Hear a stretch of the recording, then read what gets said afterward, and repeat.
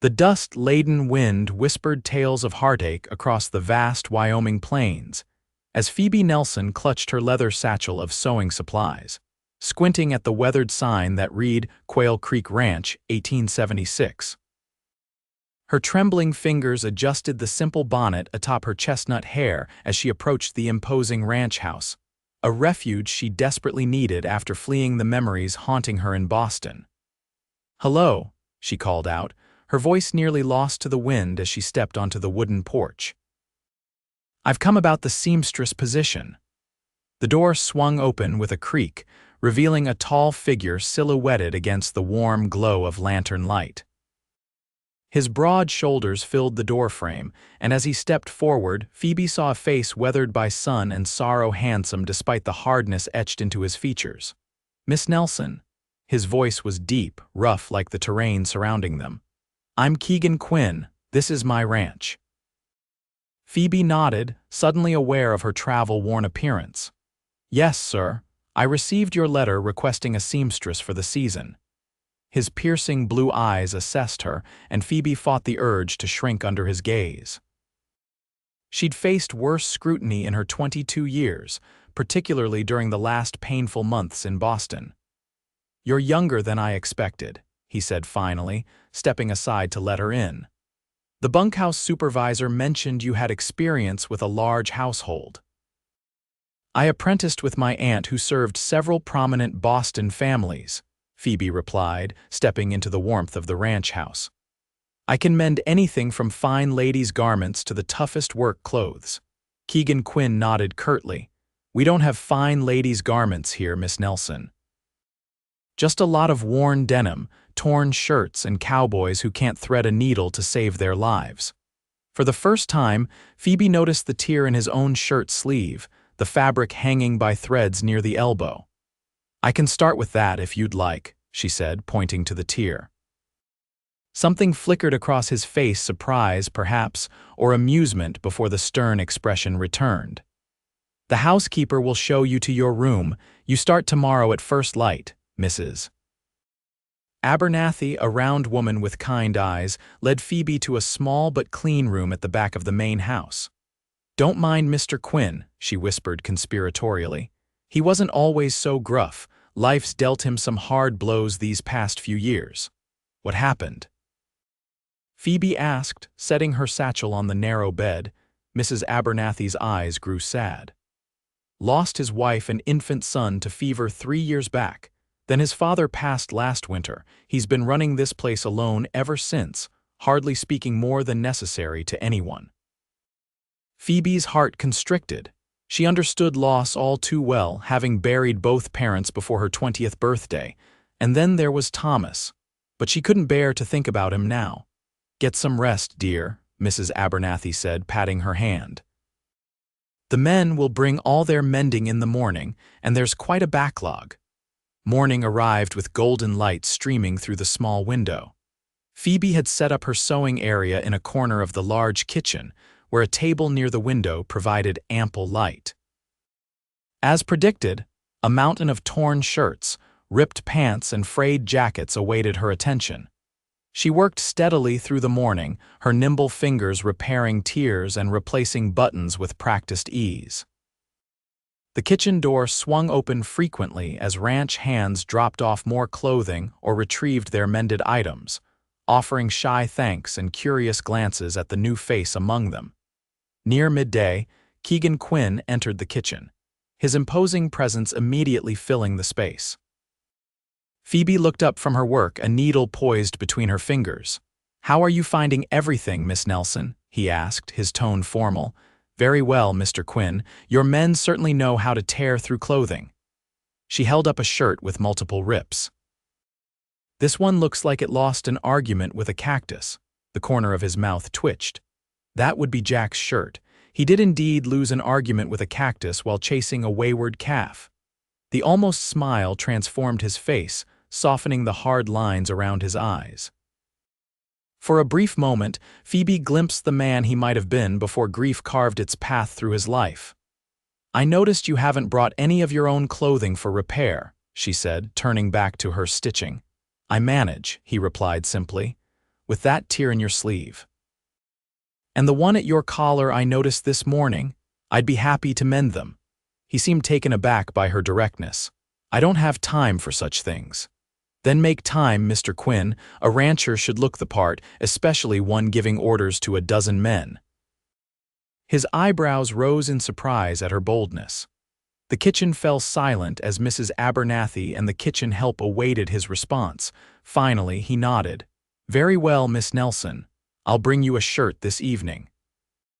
True to his word, Keegan appeared at her sewing table that evening as she finished the day's work.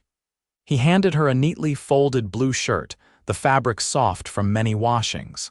Thank you, Phoebe said, examining the garment.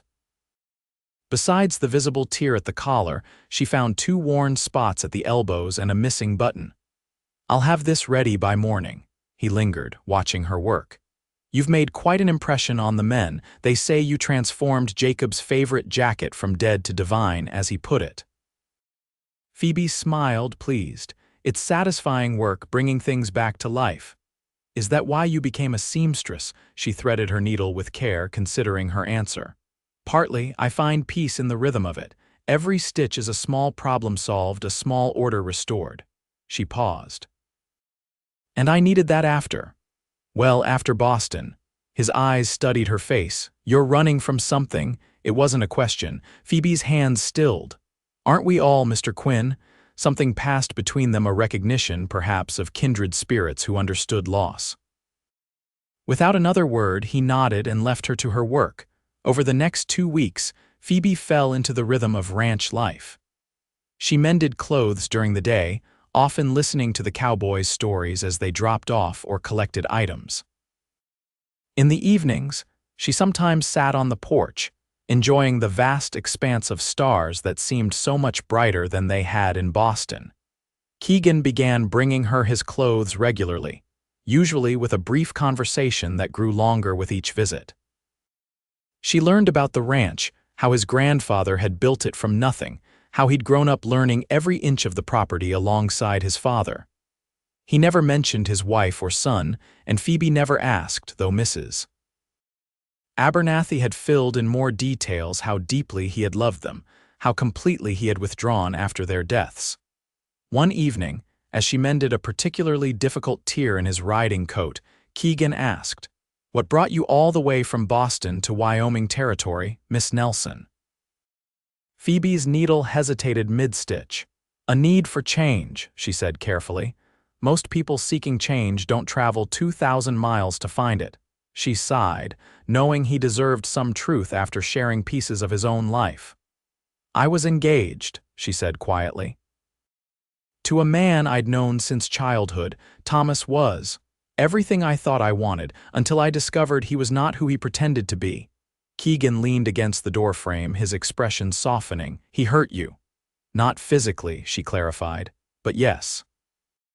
He betrayed my trust in the worst possible way with my dearest friend. When the scandal broke, I couldn't bear the whispers, the pitying glances.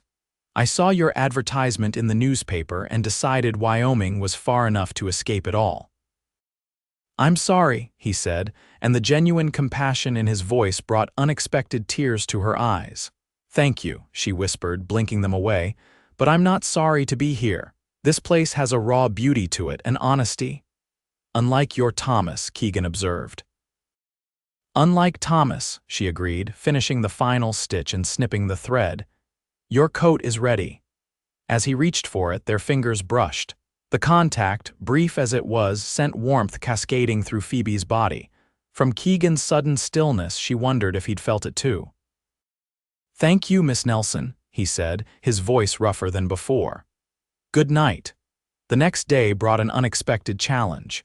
One of the newer ranch hands, a broad-shouldered man named Fletcher, burst into the kitchen with his shirt nearly ripped in half.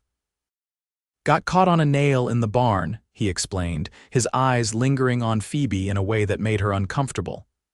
"Can you fix it while I wait? I don't have another." "I have several shirts ahead of yours," she began, but he stepped closer, invading her space. "I'm sure a pretty lady like you could make an exception." His smile didn't reach his eyes. "Mr. Fletcher, please step back." Phoebe said firmly, though her heart raced. "Is there a problem?" Keegan's voice cut through the tension as he appeared in the doorway, his expression thunderous. Fletcher immediately retreated. "No, sir, just asking Miss Nelson to mend my shirt." "Then ask from a respectful distance," Keegan said coldly. "Miss Nelson, if this man or any other makes you uncomfortable, I want to know immediately." Fletcher muttered an apology and hurried out, leaving his torn shirt behind. "Are you all right?" Keegan asked once they were alone. Phoebe nodded, touched by his concern. "I've dealt with forward men before." "Not on my ranch," he stated firmly. "You have my word on that." His protectiveness stirred something within her, something she'd thought died with Thomas's betrayal. "Thank you, Mr. Quinn." "Keegan," he corrected, then looked slightly surprised at himself. "You can call me Keegan," she smiled. "Then you must call me Phoebe." May turned to June, and the weather grew warmer. The ranch became busier with the summer cattle drive approaching. Keegan spent long days in the saddle, returning exhausted each evening. Yet he always made time to stop by Phoebe's sewing table, sometimes just to ask about her day. Their conversations grew deeper, more personal. Phoebe told him about growing up in Boston, learning to sew at her aunt's knee after her parents died.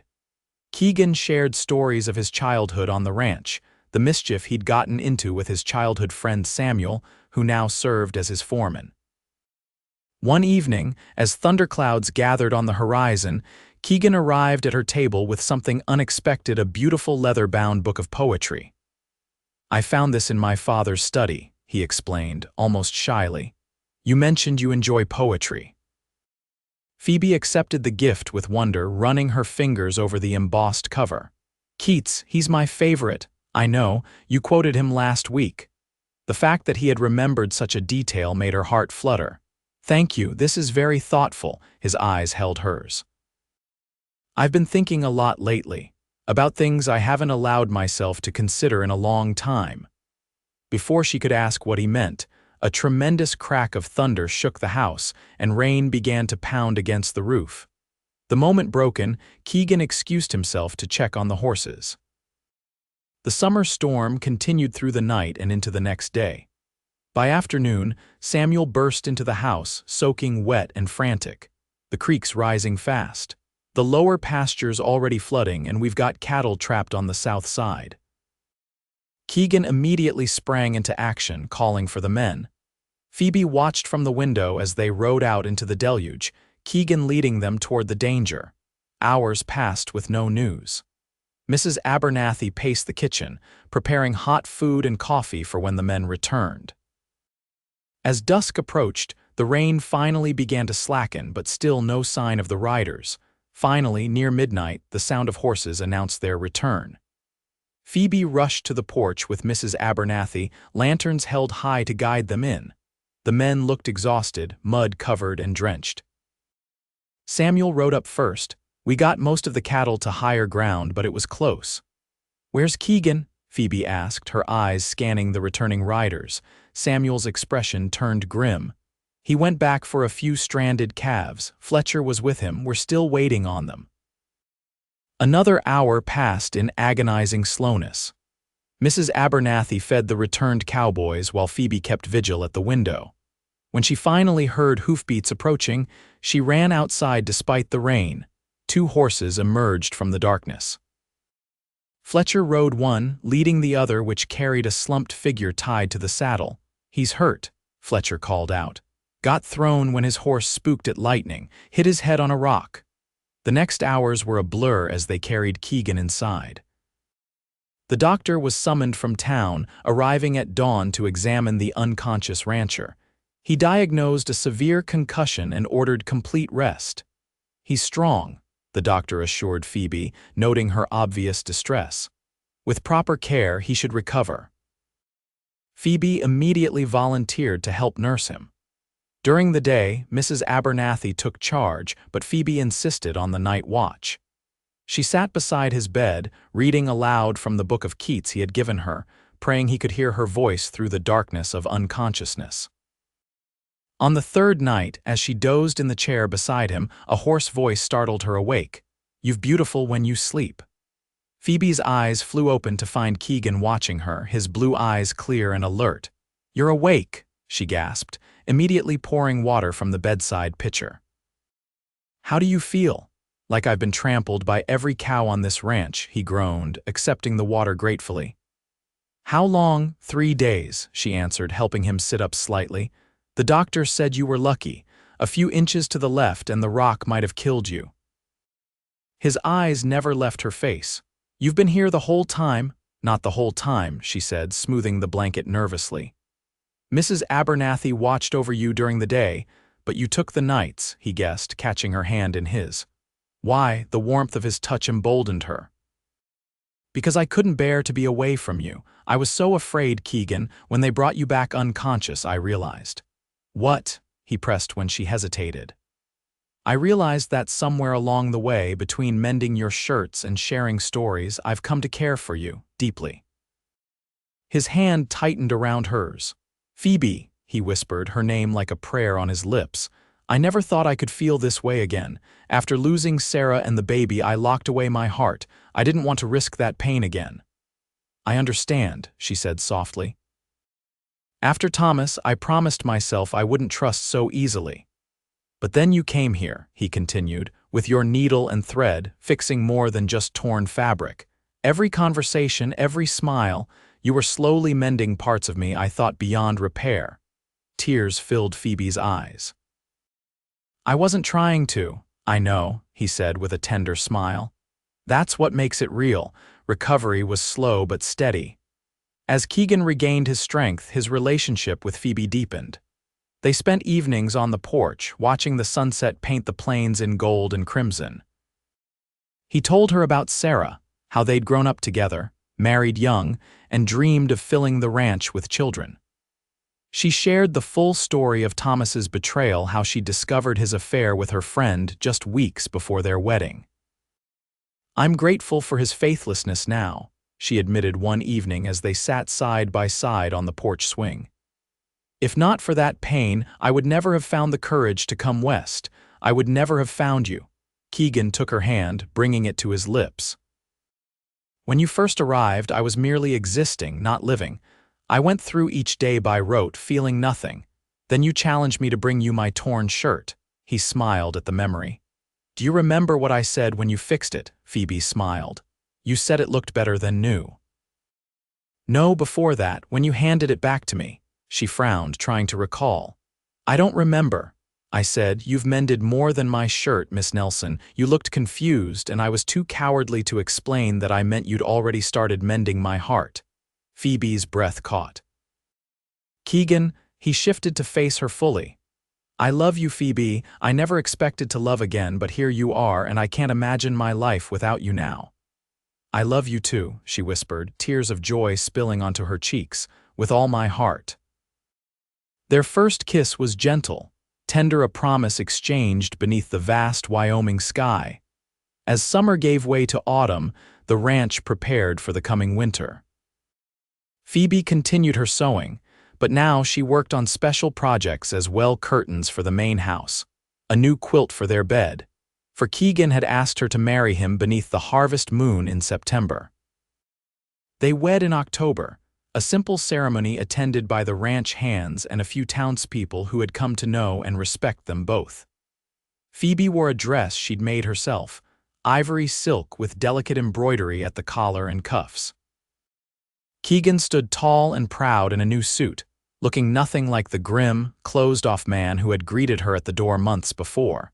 As winter settled over Quail Creek Ranch, Phoebe and Keegan created new traditions together. They read poetry by the fire in the evenings. She taught him to dance in the privacy of their bedroom. He showed her how to ride better, taking her to his favorite places on the vast property, places he hadn't visited since Sarah died, now reclaimed with new, joyful memories. One snowy evening in December, as they sat before the fire, Keegan pulled something from his pocket, a small wooden box beautifully carved. "I've been working on this for weeks," he admitted, placing it in her hands. "It's not perfect." Phoebe opened it to find a delicate silver thimble nestled inside. Engraved around its circumference were the words, "You mended my heart." "Oh, Keegan," she breathed, emotion thick in her voice. "It's beautiful." "I had Samuel take it to the silversmith in Cheyenne," he explained. "I wanted something to commemorate how we began." She slipped the thimble onto her finger, admiring how it caught the firelight. "I have something for you too," she said, suddenly shy. "Though it's not something I made or bought." His eyebrows rose in curiosity. "What is it?" Taking a deep breath, Phoebe guided his hand to rest against her stomach. "Come spring, there will be a new Quinn at the ranch." Keegan's eyes widened, a mixture of joy and old fear crossing his face. "A baby, are you certain?" She nodded. "Dr. Miller confirmed it yesterday." "I'm about 2 months along." For a moment he said nothing, and Phoebe saw the shadow of his past loss in his eyes. Then he pulled her close, burying his face in her hair. "I'm scared," he admitted, his voice rough with emotion. "After losing Daniel." "I know," she soothed, stroking his back. "I'm scared too, but we'll face it together." He drew back to look into her eyes. "You've given me back everything I thought was lost forever: hope, love, a future. I promise you, Phoebe Quinn, I will cherish every day with you and our child." "Children," she corrected with a smile. "Dr. Miller suspects twins." Keegan's laugh of joyous disbelief echoed through the warm room as snow continued to fall outside, blanketing their ranch, their home, in pristine white. Spring arrived with renewal, the ranch coming alive with newborn calves and fresh green grass. Phoebe's pregnancy progressed well, her rounded belly now the center of much attention and care from everyone at Quail Creek. On a perfect May morning, almost exactly a year after she had first arrived at the ranch, Phoebe gave birth to twin daughters Catherine, Sarah, and Elizabeth Rose. Keegan wept unashamedly as he held them, marveling at their tiny perfect fingers and the wisps of dark hair they'd inherited from their mother. "They're miracles," he whispered, sitting beside Phoebe's bed with one daughter cradled in each arm. "Just like their mother." Phoebe watched him with her daughters, her heart so full it might burst. "Who would have thought that a torn shirt could lead to all this?" Keegan smiled, the joy in his eyes undiminished by the sleepless night they'd just endured. "I think it was always more than the shirt. The moment you stepped onto this porch, something changed. I felt it even then, though I was too broken to recognize it." "And now?" she asked, reaching out to touch his face. "Now I'm whole again," he said simply, "thanks to your steady hands and loving heart." The years that followed brought more children, twin boys who arrived 2 years after their sisters, and a final daughter 3 years after that. Quail Creek Ranch thrived under their care, growing into one of the most prosperous operations in the territory. Phoebe continued to sew, though now she created more christening gowns and children's clothes than mended cowboys' shirts. She taught her daughters the skill, passing down the patience and precision that had brought her across the country to find love. Keegan never lost his sense of wonder at the family they'd created together. Each night, as they checked on their sleeping children before retiring to their own room, he would take Phoebe's hand and whisper, "Thank you for mending my heart." And she would always answer, "Thank you for giving me a heart worth mending."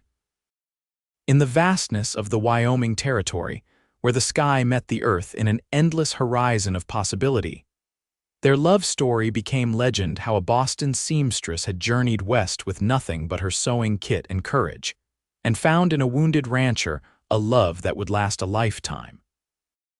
On their 25th wedding anniversary, surrounded by their children and grandchildren, Keegan presented Phoebe with a quilt painstakingly crafted from squares of all the special fabrics from their life together.